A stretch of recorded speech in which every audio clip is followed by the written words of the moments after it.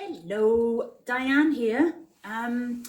Show you a video about something quite plain and straightforward and easy, but something very important. Stay tuned and I will let you know what that is.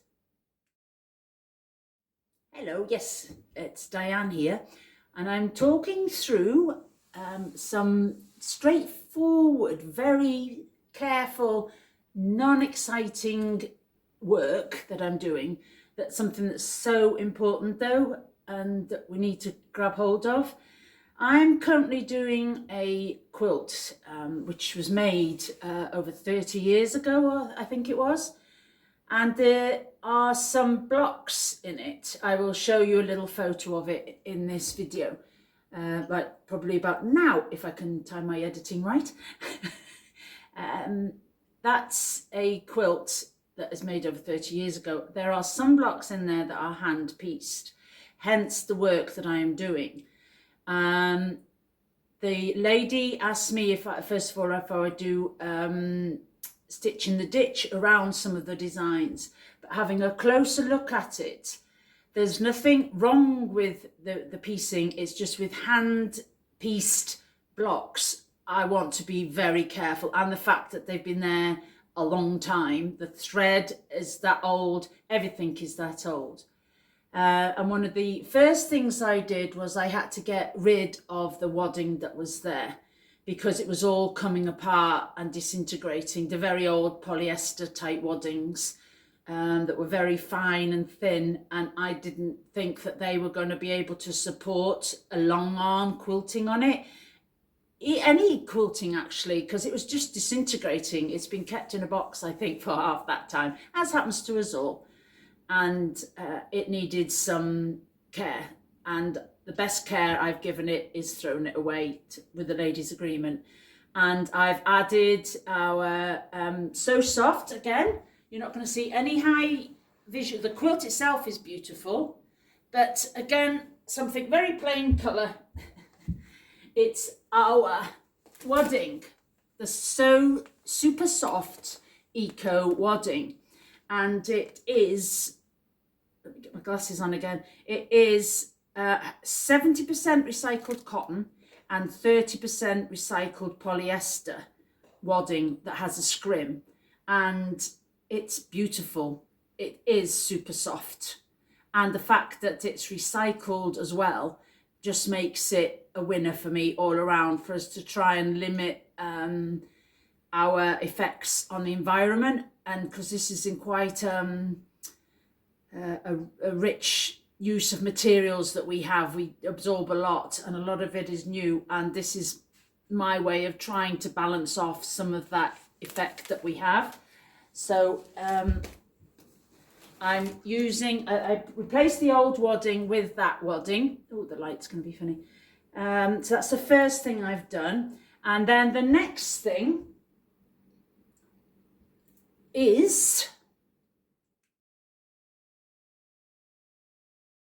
yes, the next thing is this, is the muslin or calico, whichever word you like to call it.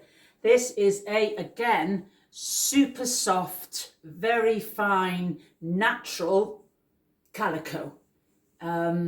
Often people use that and they think of something quite inferior. This is not inferior. It's still a calico, it's 100% cotton.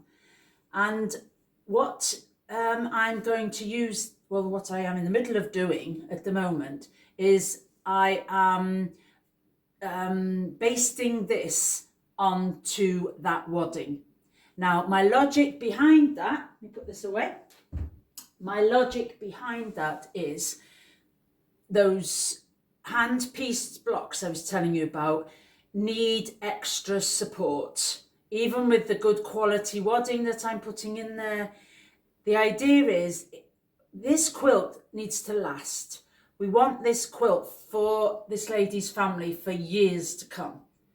And I'd never done this before, but with getting this quilt, I researched on how I need to be treating this. And I've gone along with the route of having normally I'll quickly explain. Normally your quilt sandwich will be your quilt back, your wadding, and then your quilt top. That's your sandwich, the wadding being in the middle of the sandwich. Now, this sandwich has got an extra layer in it. This sandwich has got the backing, it's got the wadding, and then it's got the calico, and then it's got the quilt top. Now, the logic behind putting this calico in that sandwich and right underneath the quilt top is that if any time in the future any of the thread from the hand-pieced quilts or any of the other blocks, if any of the stitches or any of the fabrics on any of those get wrecked in any way or they disintegrate over age, if you've got the calico right underneath that quilt top, it gives you a stronger base to repair your quilt and to keep it going. With the previous wadding that was all ripped in places and falling apart and barely there, when trying to repair the quilt top or the quilt back, you wouldn't have anything to key into to create new stitches to stitch down or repair a piece of fabric over any incidents that happen on it. But with this calico underneath your quilt top, should anything happen, not in my control hopefully, in the future, years to come, a child gets hold of it maybe, or who knows, or a wine gets, I don't know, any accidents can happen, can't they? But if that happens and you need to repair your quilt, this calico will be able to cut off the damaged bit of the top and sew a new piece on top, and the calico right underneath gives you that stronger, firm basis in which to repair your quilt. And that's what this video is all about, is keeping our quilts for the future and not just throwing them away because some damage happens to them. Wine gets spilt on them, the dog chews through a bit, it gets an unrepairable stain on it, or the thread just disintegrates over time. All of these things can happen, and we spend a lot of time on our quilts and a lot of money on all the fabrics and the materials, your sewing machine, perhaps getting a longarmer to quilt it for you. We put a lot of time and money into these things and a lot of love, and they are worth saving. So this is why I'm showing you this video of supposedly boring things, of plain white natural wadding, not exciting to look at, plain natural calico, creamy type colour, not that exciting to look at, but actually they all form a vital part of the structure of a quilt. And the quilting I'm going to be doing a crosshatch. It's going to be very straightforward, and I'm going to do it as carefully as I can around those seams and plan where I actually stitch as I go along. Now, what I'm actually doing here now, why am I ironing whilst I'm on the video? It's not because I'm that desperate for time, although I am. What you have to consider is when you place anything on the long arm, they get placed around these poles and they're all secured onto the poles in different ways. Now, since I've got that extra layer in the middle of this quilt sandwich, I want to make sure that they are together.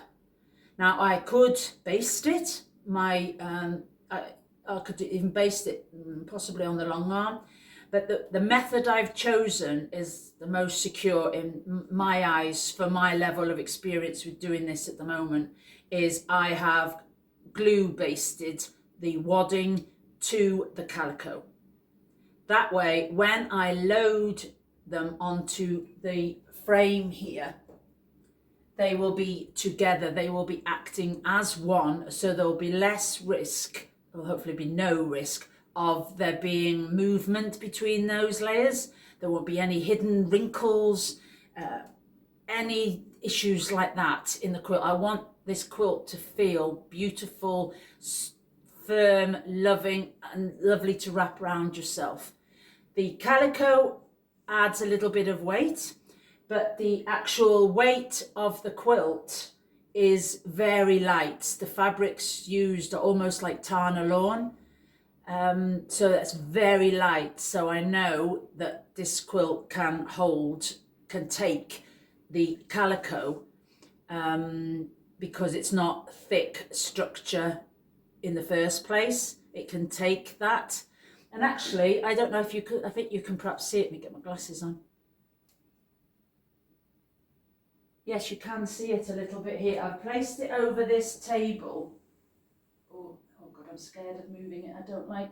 But I'll just give you a very quick glimpse. I'm not going to hold it up high because it'll mean stretching it too much. I'll show you some other photos if I can. But it is blocks like that tumbling block at the bottom there. That is a hand-pieced block. That one there. That's one of the blocks that's led me to do these jobs that I've chosen to do for the protection and longevity of this lady's quilt, because it is beautiful and it holds very loving, happy memories for her and her husband, and that she wants that feeling and those memories to be taken through for her family. And that's a beautiful thing. Absolutely beautiful thing, and I can be a part of that, and so I need to take as much care as I can. So not all things boring are unnecessary. They are the hidden things that literally hold this quilt together.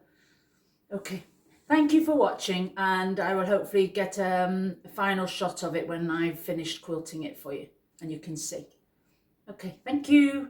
Oh, don't forget, you know what to do, like and subscribe, pretty please.